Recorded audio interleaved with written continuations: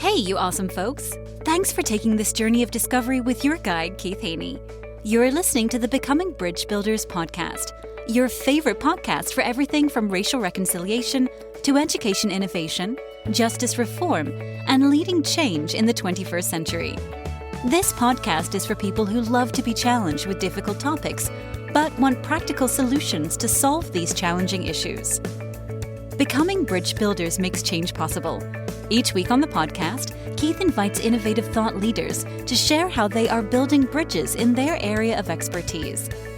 You will hear breakthrough ideas and concepts that are changing the world. He's featuring guests who are best-selling authors, leaders at Microsoft, entrepreneurs, leading educators, professors, lawyers, and so many more. Listen in to learn how you can be the bridge to the change you are seeking. Is Dr. Carrie Graham. She is an adult learning strategist and training consultant who helps businesses improve employee engagement and learning, information retention, and long-term skills application by developing a customized learning journey for employees and clients. She collaborates with executives to establish strategies that improve employee training outcomes, offering intermediate solutions and 50% long-term improvement. Dr. Graham has a reputation for understanding stated and unstated problems, then asking critical questions to help uncover clear and insightful solutions. Not believing in the one-size-fits-all approach, she customizes solutions to support unique individual and organizational learning needs. We welcome Dr. Graham to the podcast. Well, it's so good to have Dr. Graham on the show today. How you doing, Dr. Graham? I'm well, Keith. Thank you for having me. I'm excited to have a nice little conversation with you today. I am too. I'm excited to see where this goes. I have no idea where it's going to go. We'll let God guide that and see what he comes up with.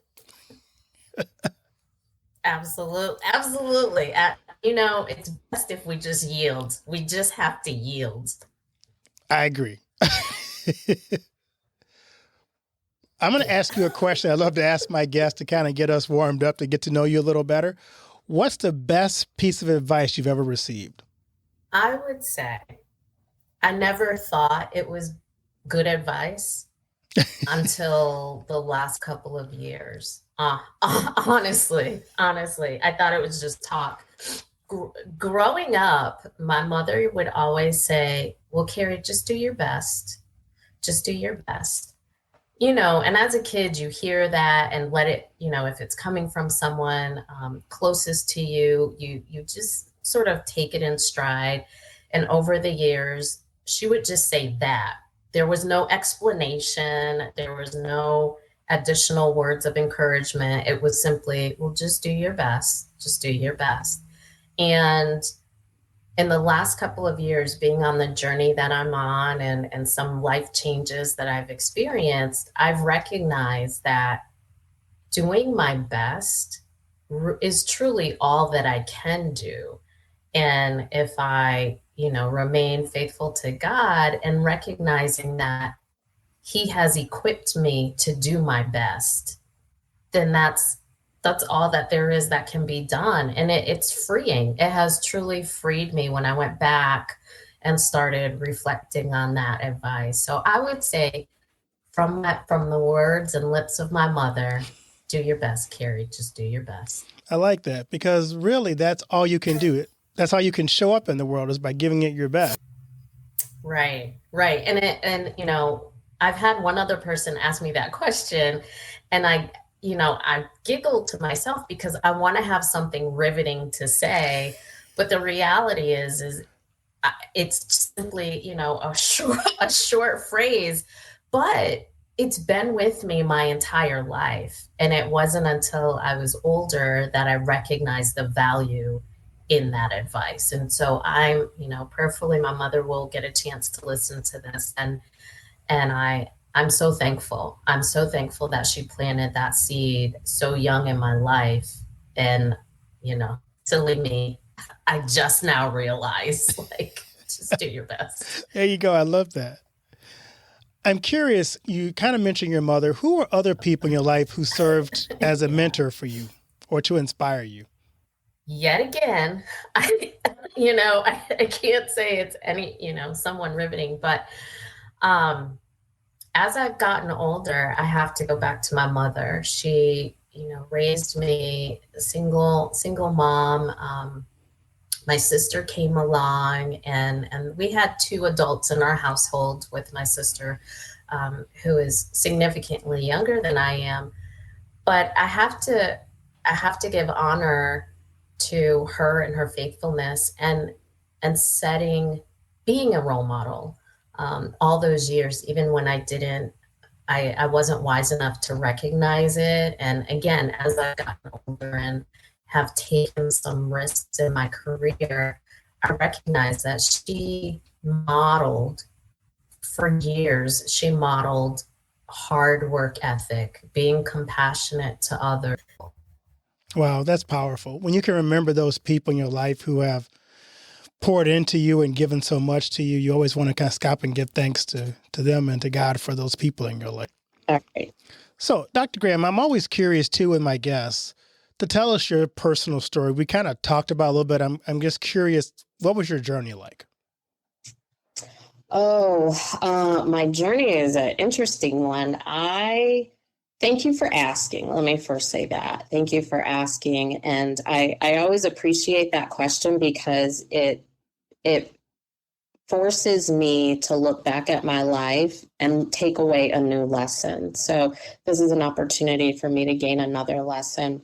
But as I mentioned earlier, I was an only child until I was 13. And I say that because I was incredibly shy, and no siblings. And so I did a lot of things by myself.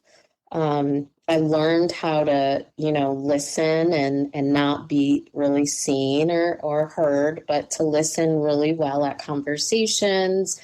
And that stuck with me. So I then, was in school, the only brown face in my entire education. And that, shaped me and in some regards reinforced the lonely perspective of my life. And then, my sister was born, but, being an entire generation apart, there still was really not that much sibling communication and development together.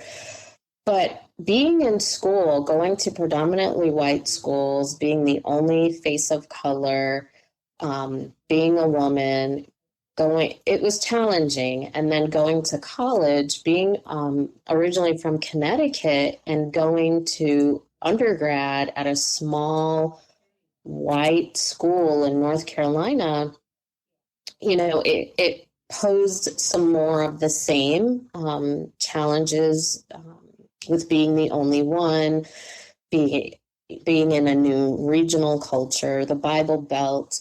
And I chose a profession that was along that same vein. So I studied sports medicine in undergraduate school and in my master's program, and immediately went into the workforce and found myself as the only brown face yet again, but this time working in Division I athletics and mostly with white men. And that has been my career experience up until 2020. I left Division I athletics and moved over to being a faculty member and literally the ivory tower. And it was a lot of the same thing. So working with white men, working in all white environments, and it shaped who I am and was shaping who I am. In some ways good, in some ways not so great. But it's been a journey that I look back on and I think I'm thankful for it. I'm thankful for it because it has taught me how to be compassionate toward others. It has taught me the true meaning of being inclusive and the importance of cultural competency. It has taught me to rely on my faith, my God, and the skills and talents that He's placed inside of me, despite whether or not other people see that talent and acknowledge that talent. I know it's there because God placed it there. So it's been quite the journey. I wouldn't say that it has been anything spectacular or sexy, so to speak. But my journey is mine, and I am truly thankful for it. It's fascinating when you describe your journey. We share a lot of similar traits in our journey. I also was an only child for 8 years of my life. My brother and I 8 years apart. And it was very lonely. You had to, it's hard to play football with yourself in the front yard. You got to throw the ball and catch it yourself. Right. No one else gets that. Yeah, I do get that one. Right. And then I also went to an all-white school in elementary school. And it's funny because I actually wrote a book on healing the racial divides in America for churches. How do you deal with this whole race thing? And because I went to an all-white school, I tell people I had to live two lives. I lived a white life in school where I came away, interacting with them, talking one way, and then I had to go back to my black neighborhood and talk differently or be picked on. And so I became, like I tell people, this cultural translator. And so I wrote the Bible study from the perspective of what's it like for me to culturally translate what is going on with race in our country, because when one group says one thing, it's misinterpreted. When another group responds back, it's also misinterpreted. So I tried to kind of act as a person between who's lived in both worlds to try to explain that you're just not getting each other. Right.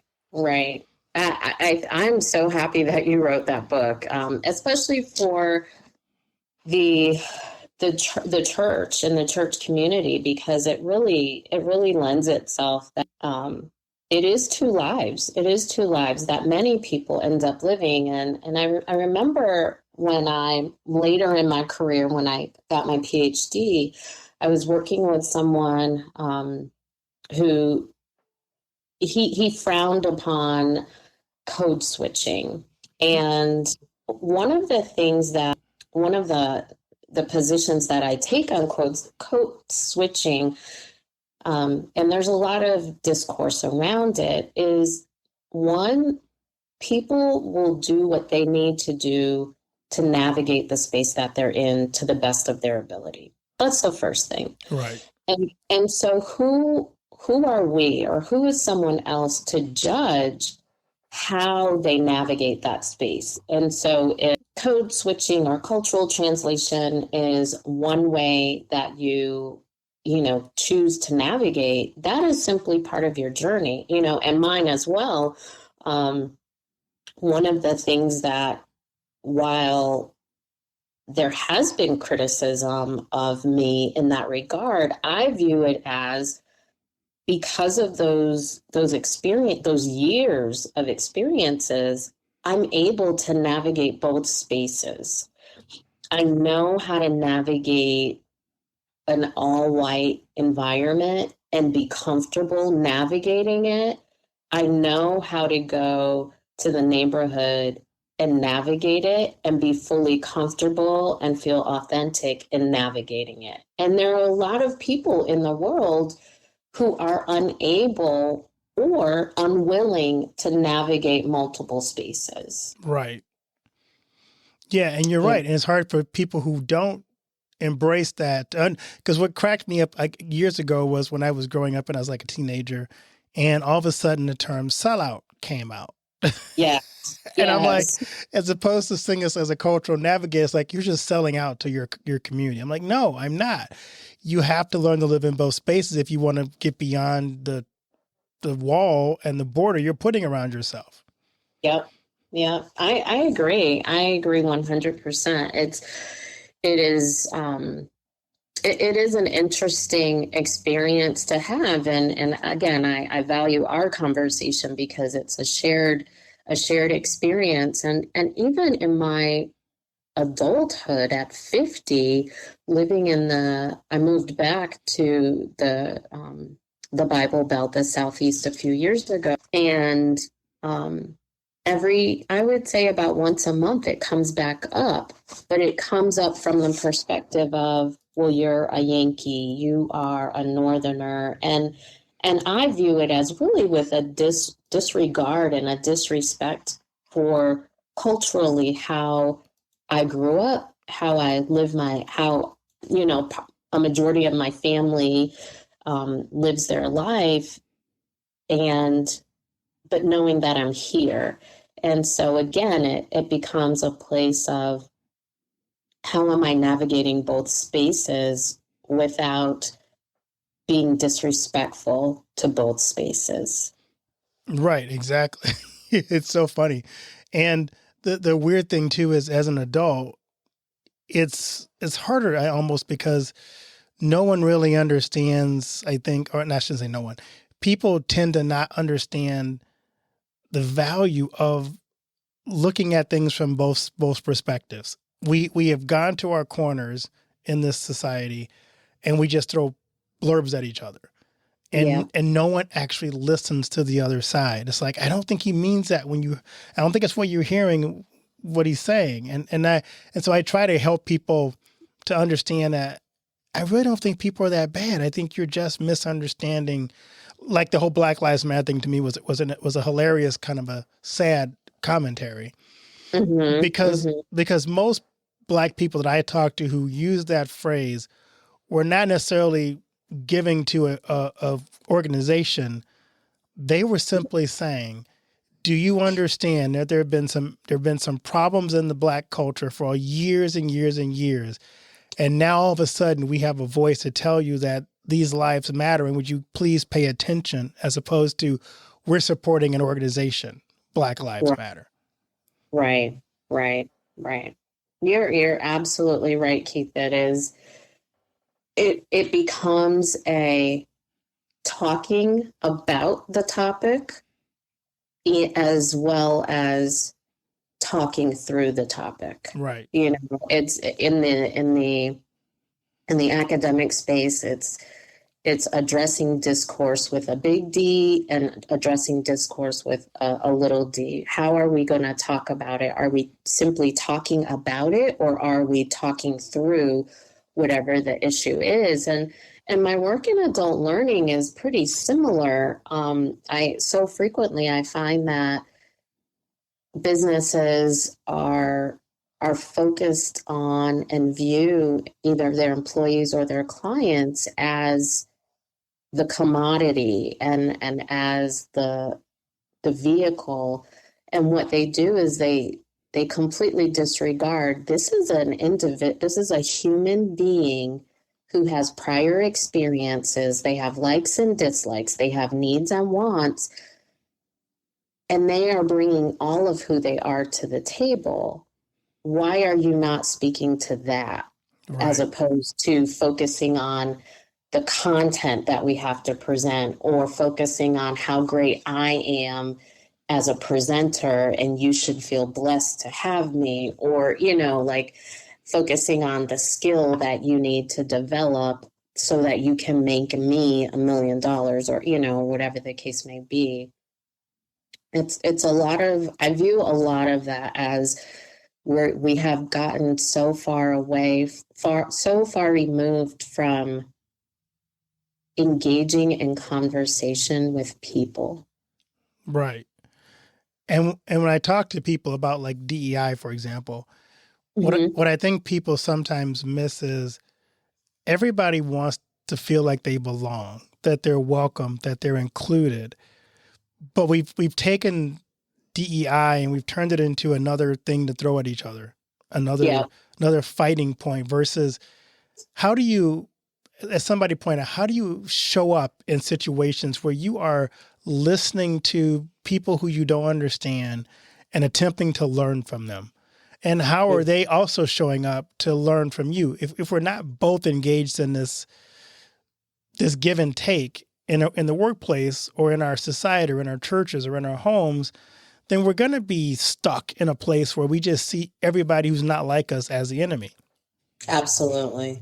And that goes to the earlier point in our conversation, as you and I were growing up and balancing living in two cultures academically, it's the same thing. How are people showing up when they are interacting with us? How are we showing up when we're interacting with others? And you factor on trying to convey a message, and then factor on another layer if that messaging is around an issue that's a sensitive nature. It is a point where it's easy for there to be tension and defensiveness and an unwillingness to set our egos aside and say, look, I don't have a clue what you're talking about. I don't understand your experience. I'm going to sit with you humbly and ask you to explain some things, and also ask for forgiveness if I ask a question that doesn't come out in a way that's, politically correct. Please forgive me, and just know that I am truly trying to understand your position.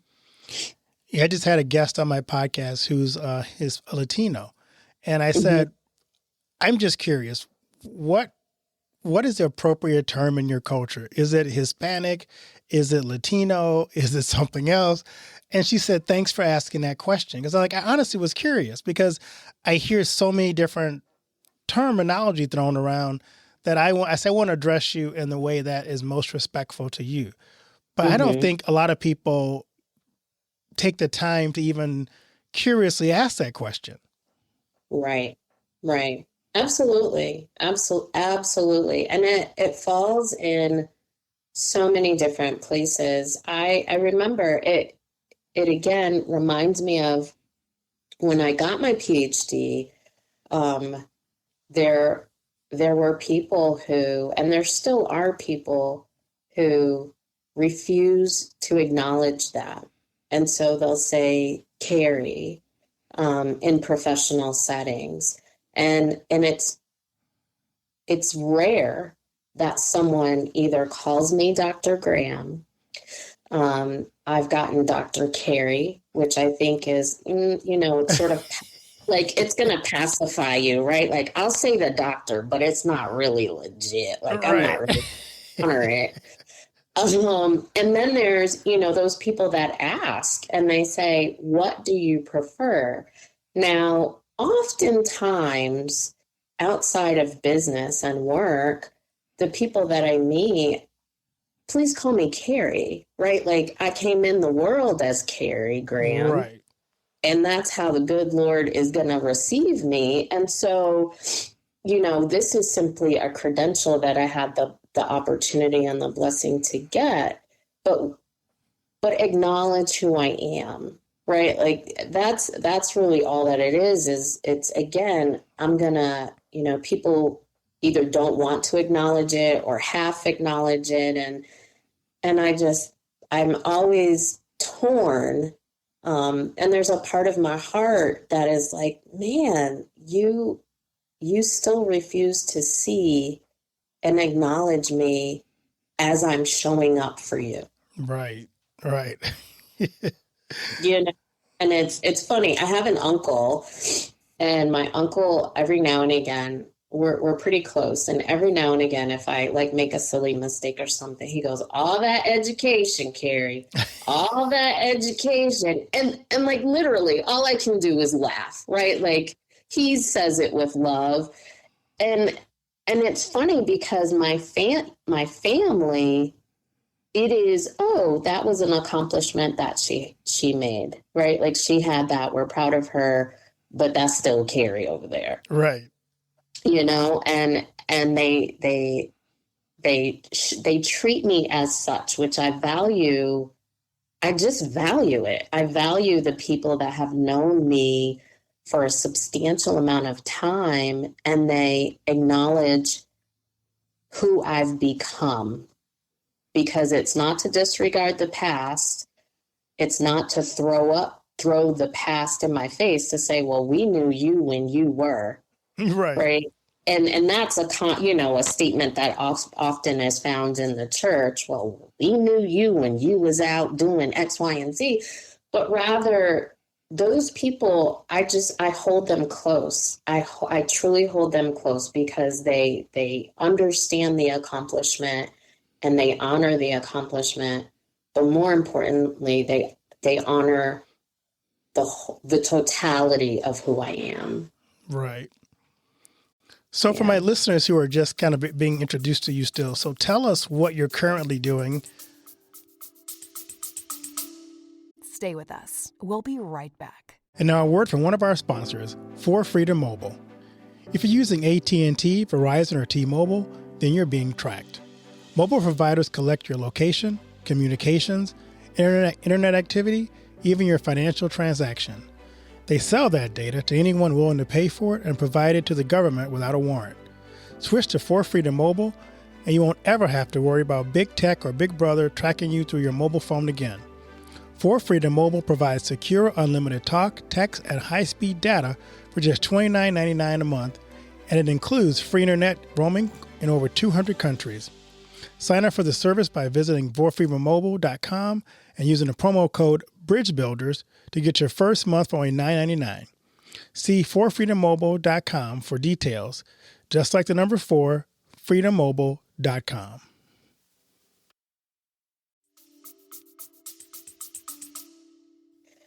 Yeah, well, thank you for asking. I have taken those 20 plus years of working in higher education as a faculty member, as a professor, and as a researcher, and my PhD.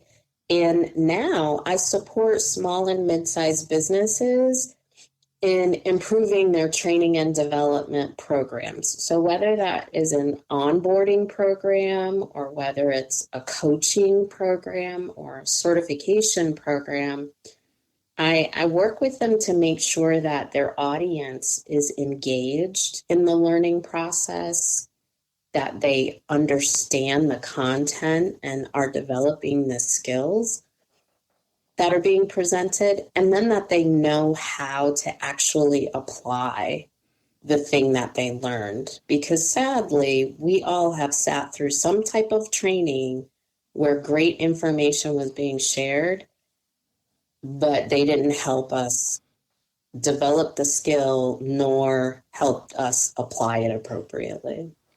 Oh, yeah, I've definitely been in those presentations where it's like you look at your watch the entire time going, are they done yet? Right. Like my statement is, I look at my watch and I think, this is an hour of my life I can't get back. I know, exactly. I can't get it back. And so I remember what it was like to sit through those types of meetings for 20 years. And what I found is it causes more stress on the individual, on the audience, on the learner, because if it's an employee, their work isn't getting done. So their work is building up with the expectation that you attend this workshop, but you still do your work, right? So there's that level of frustration. For people who are clients who pay, to go to a workshop, I spent all this money and this is all I'm getting. Like, I spent the money, but I don't know how to apply it, right? And so in either case, the learner, instead of being filled up, they are being depleted. And so now, and this is where, my heart starts to ache, those individuals go home or they return to their loved ones, but they're not their full self. And so you have people who are frustrated with their job, and now they go home to their loved ones and they're still frustrated, right? Because it doesn't just go away. Right. And that's the reason I do the work, is I always think about the loved ones or the community. How are people showing up? And if you spend 8 hours of your day or a significant amount of money to participate in some type of training, you should get a return on that as the learner. It shouldn't be only about the business. It should be about the learner. So that's the focus that I take in the consulting work that I do, is how can we get these learners engaged and motivated? How can we ensure that they're learning, and how can we help them apply the information? And I love it. I love that God has blessed me with the opportunity to do the work that I do. Yeah, I can hear the passion in your voice. I am curious. To me, I think sometimes of adult learning, some people almost see it as that the oxymoron, like, large, like jumbo shrimp, government intelligence. Why is it I think that adults maybe get to the point where we think we only want to learn when there's some benefit for us, maybe financially or even, promotion wise? How do you get over that?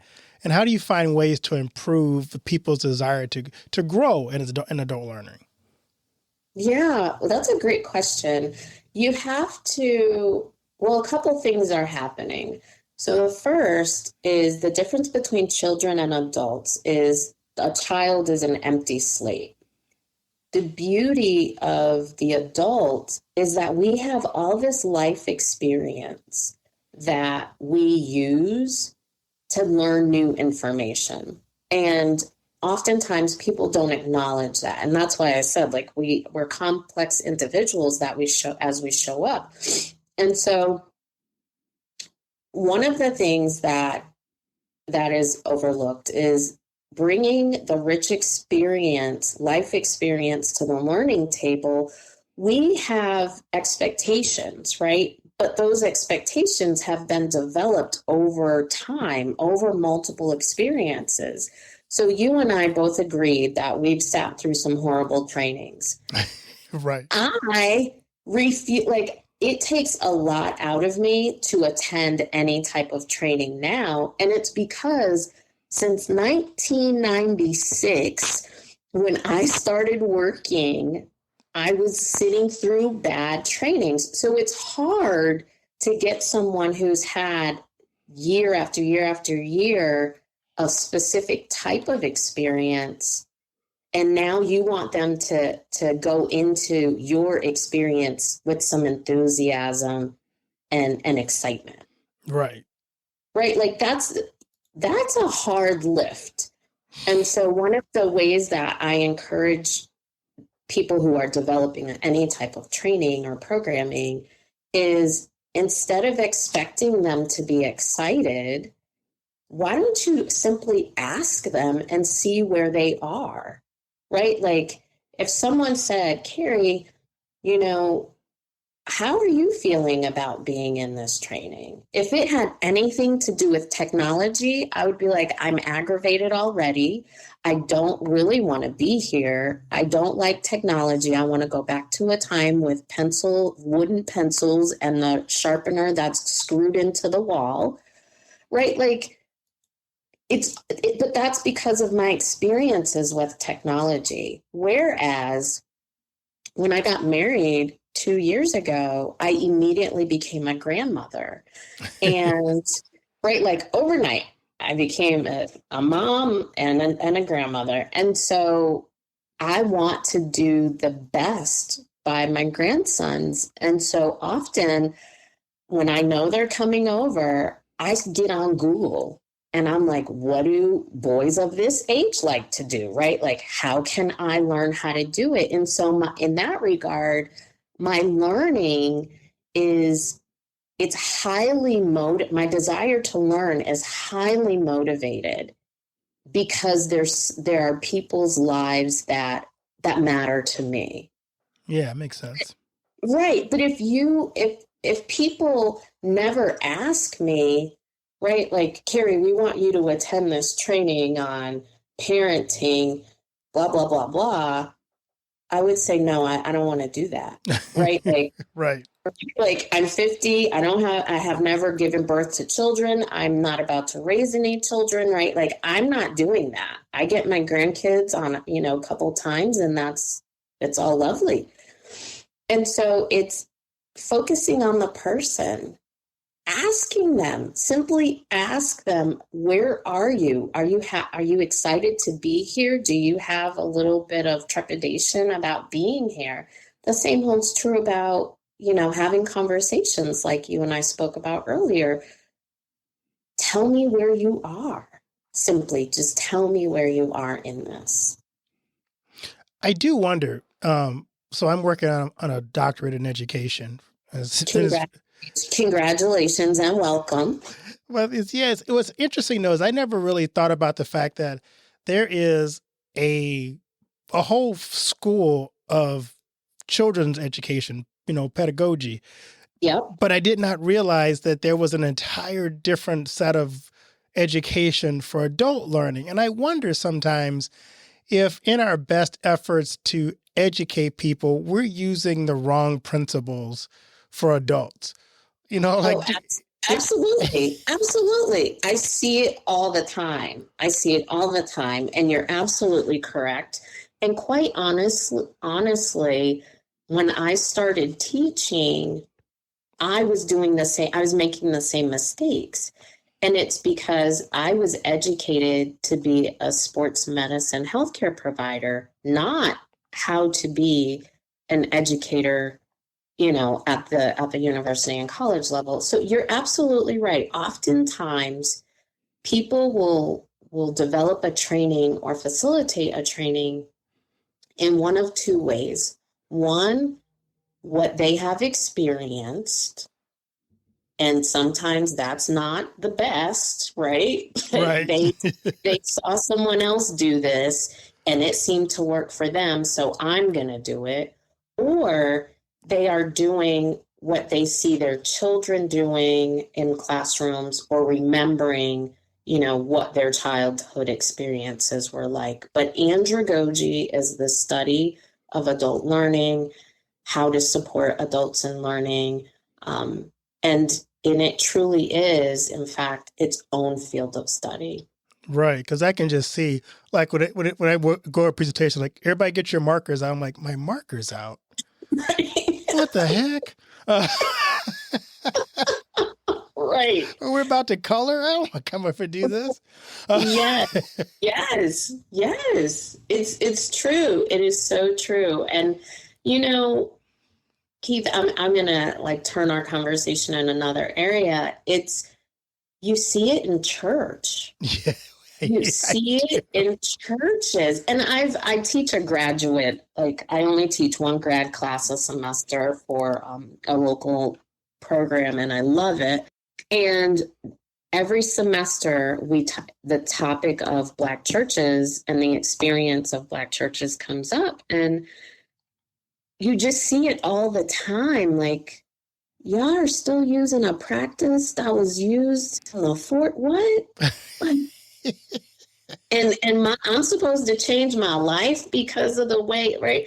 It's fascinating to me. And so often as I navigate life, day-to-day life, so often the research and the theories about adult learning come to mind. And I'm like, why are these people behaving this way? Don't they know this is ineffective? And I just keep walking or doing whatever I'm doing. But in the back of my mind, I'm like, this is such a waste.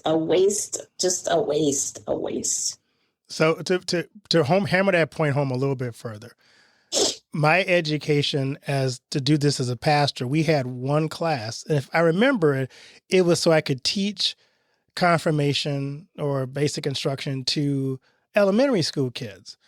I don't remember the education course getting beyond young people. And so I think we were trained to do, to teach 12-year-olds to 13-year-olds the faith.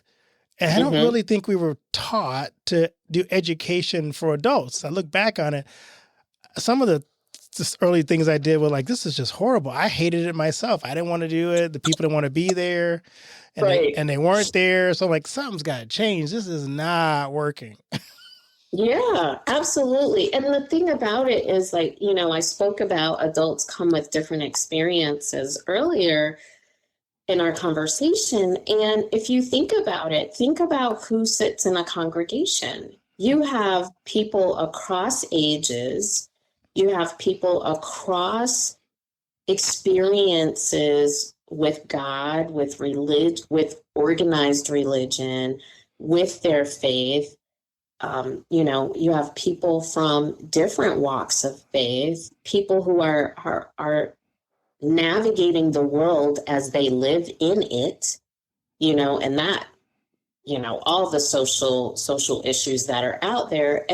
But yet people are going to go to a house of worship, a place where they're seeking something, and one person is going to stand in front of them like in a child's classroom and is going to spout information at them and expect that every person, no matter how different they are going to be positively impacted and walk away and be able to apply it from the same message that you gave all those people. Right. And that's hard. One thing I try to do when I'm preaching before a congregation is when I'm crafting my sermon, I approach it with, if I'm sitting in the pew, what are the questions that this text raises in my mind? Mm-hmm. And so I will say, well, let's get this out of the way. Because I remember I just preached not long ago, and I was preaching on the book of Amos. And it was one small section where basically God said, you disobeyed me, and I'm going to bring down judgment on you. And that was a text. And so I opened up by going, I drove all this way for you to have this wonderful uplifting message. Aren't you excited that I came?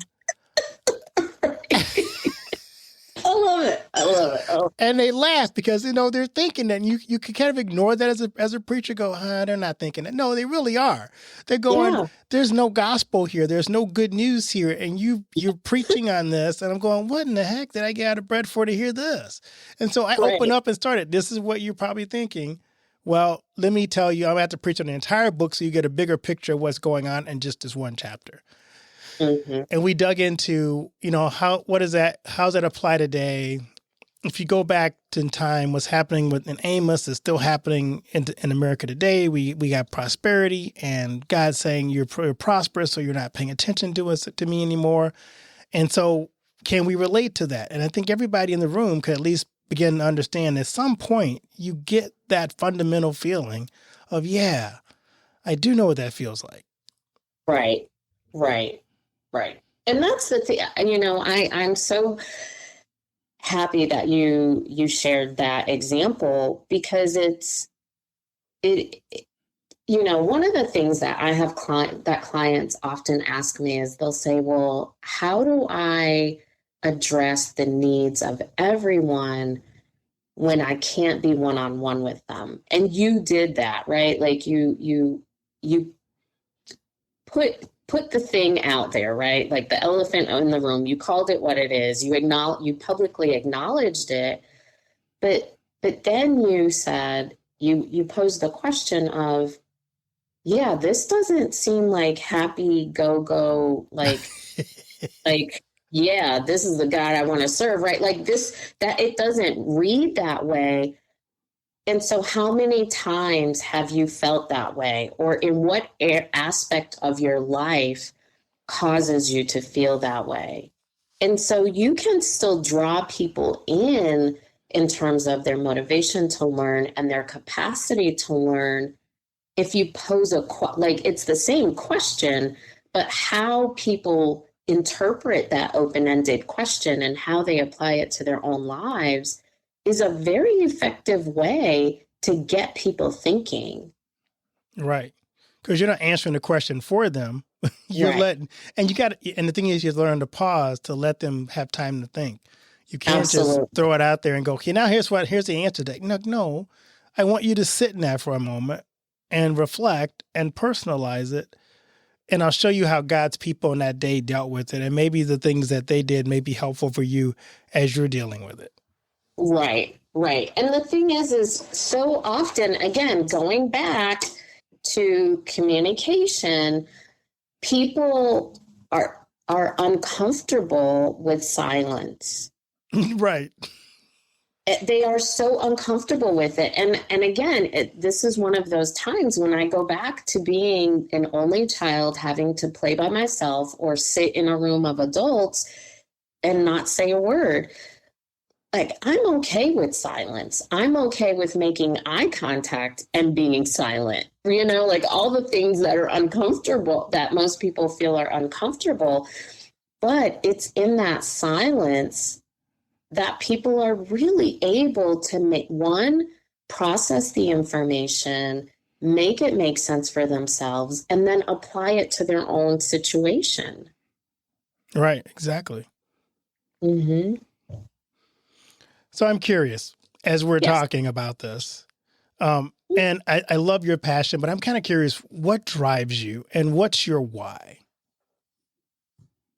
Yeah, my why is I don't believe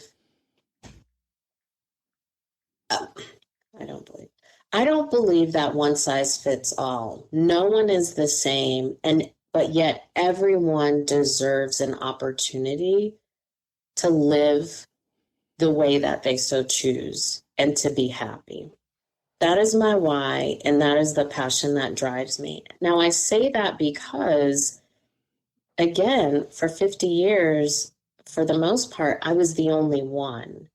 And a large part of my upbringing and my education and my career was people wanting me to fit in the box, people wanting me to do things in a singular way, even though I was a round peg, right? Like, I'm round, but the box is square. And so I never fit in. The singular approach never fit for me. I didn't grow up with a silver spoon in my mouth. And so I didn't have access to like social capital and such. And because of those things, I've learned and I've experienced that the passions that I've had became squelched. They became small. The desires that I had to take a back seat to someone else's agenda. So that's my personal experience. In my doctoral research, I found the same thing, right? So women of color who are in the academy, which is what my dissertation was on, they had these experiences of, well, you don't fit what, quote unquote expectation. So we're happy to have you here, but you kind of got to take a back seat. And that has health implications. It has mental health implications. It has career longevity implications. And it kills people's passion. And I've been there. I've been depressed, quite honestly. I've been saddened. I've been on the journey of seeking, and I don't want others to have to travel that journey. It's a lonely place. It's an incredibly painful and hopeless place to be. And I firmly believe that God has placed so much in each of us that we should be able to shine in the way that He wants us, the way that He made us. We are all already validated as a believer. We're validated by God. And so we don't need to be validated by other people. I love that. Yeah. And so that's why I do the work. And I've shared this story with others before, and I'll share it with you and your audience. When I started my business in 2020, I, turned in my final set of grades in higher education. And I remember I was really working on my consulting business. I was sitting at my dining room table, and I had a pretty big decision to make related to my business. And I was like, well, who can I call? And no one came to mind. And I immediately sat back and said, well, Carrie, this is your business. Why are you trying to figure out who to call to validate decision in your business? And then I immediately realized and it truly, I realized it in that moment. God validated me. I do not need anyone to validate me. I've lived my entire career seeking the validation of white men because that's the environment that I was in.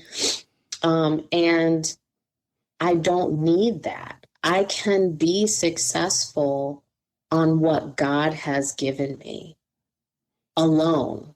It will be successful, if I'm following the tenets that God has commanded for my life. And so that was truly a life-changing experience for me, and one that I am just incredibly thankful for, because in that moment, I had a moment of despair, like, oh my goodness, I'm not going to be able to have a business because I don't know who to ask, like what to do. And the reality is I never needed anyone to make good decisions. I'm a smart individual, right? Like Right. my mother did, as she says, I didn't raise no fools, right? Like I make good decisions, and I am really thoughtful in the decisions that I make. And so it truly was a turning point, not only in my business, but in my life, in my walk, in my faith with God. And yeah, so I'm passionate about that. I'm really passionate that people develop what's naturally in them. Like that is something that is really important to me, is that I'm simply here as a consultant to show you, to help you identify what your gifts are and how to refine them. I'm not here to change how anyone does their work. I also believe you have the power of choice. God gave us all free will. You can choose to use my recommendations, or you can choose not to. You're right, exactly. Like, you have the power of choice, but that's what drives me. That is truly what drives me. So often I've spoken at professional, national, and international conferences, and people have commented, they're like, your presentation was really engaging, and you seem like it's easy for you, public speaking. And the reality is I really am not a fan, right? Like, I really am not a fan, but I've learned skills to do it well. Right. And so again, it's not a one size fits all. I don't believe in forcing or recommending that people change who they are. Tell me who you are, and let's figure out some things that we can use to elevate who you already are. That's amazing. I could talk to you for hours, but I do. I feel the same way here, Keith. Like you're asking me such great, amazing questions, and I think I mentioned earlier that when people ask me questions about my perspective or about my life, it forces me to take a moment and pause and be reflective and find another lesson in my life for myself. Right.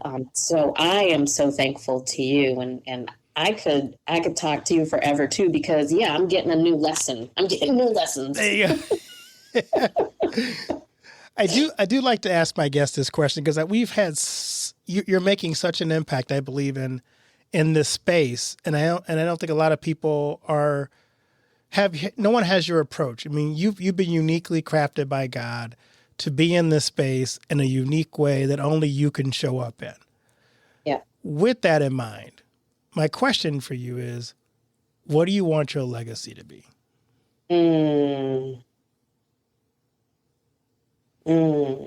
The dash. Yes, the dash. The dash. I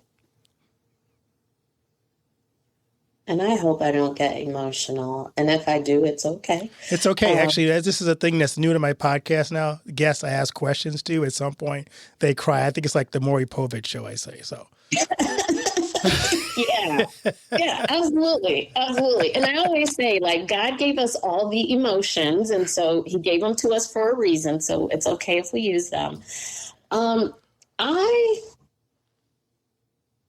I really pray, and it really is a prayer. I pray that my dash, my life, the time in between reflects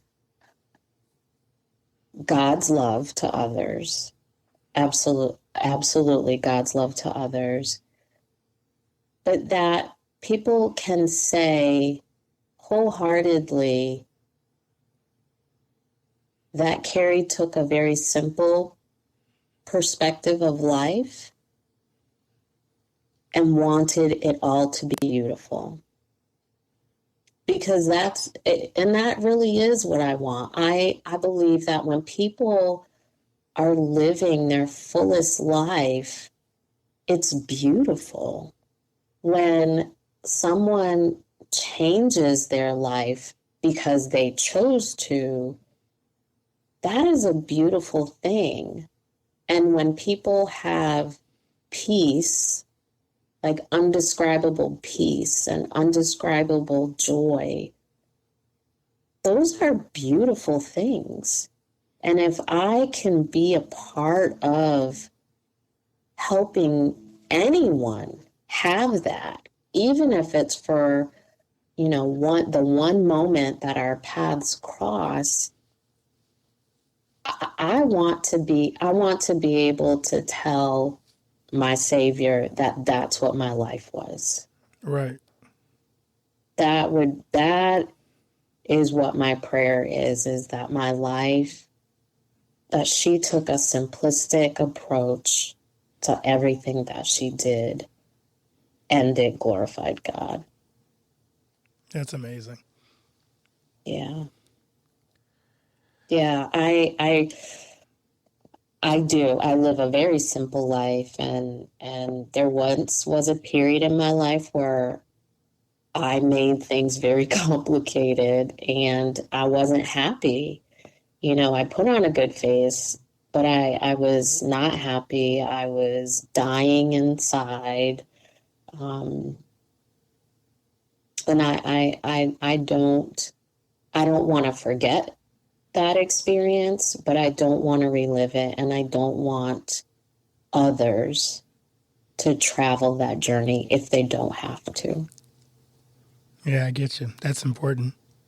Yeah. Now I the good Lord, he has all of our lives planned out. But if it's about choice, what do I know, or what have I done that I can help someone make a better choice for themselves? Right. Yeah. So for those who have been impacted by our conversation and want to connect more with you, follow you, where can they find your website and connect with you on social media? Yes. Well, I love to meet new people and to hear their stories. And so people are always welcome to visit and see my work on drdcarriegraham.com, and on LinkedIn. From a social media perspective, I'm on LinkedIn, Dr. Carrie Graham, and I'm excited. I'm excited when new people cross my path, when new people say hello to me. And even if they ask a question, and if it's something that I can support them with, it's what I want to do, because it is how I live my life. Wow. Well, Dr. Carrie, thank you so much for being on the podcast and providing great content and transparency. And this was a phenomenal conversation. I'd love to have you back on again, but blessings on the work that you're doing and the dash that you're creating that will leave a legacy behind. Well, Keith, thank you so much. Future Dr. Keith. Thank you. Thank you so much for having me. I don't take our time and your invitation lightly. And I firmly believe in being transparent. And so I am truly honored to be spending time with you and your audience, and would welcome the opportunity to have a follow-up conversation as you need. It has truly been delightful. It has been affirming from, some childhood experiences, right? Like, it's been affirming. And again, I appreciate that last question, because I think it's so important that people revisit their why, revisit their dash, revisit their legacy on a regular basis. And so you provided me that opportunity. And for that, I am blessed, and I say thank you. Well, thank you so much, Dr. Graham. Blessings on your Christmas. Why, thank you. Same to you. Same to you. And I prayerfully, we will be seeing each other in the new year. I'd love to. Yes.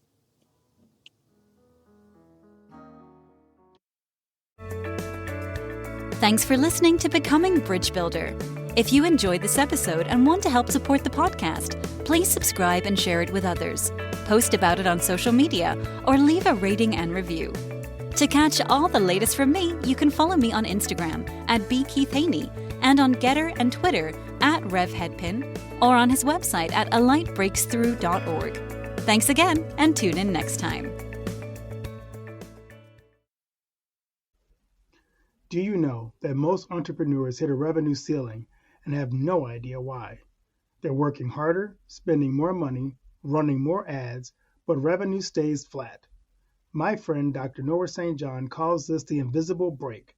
He's giving our listeners a free revenue ceiling audit to help you see what's really holding you back.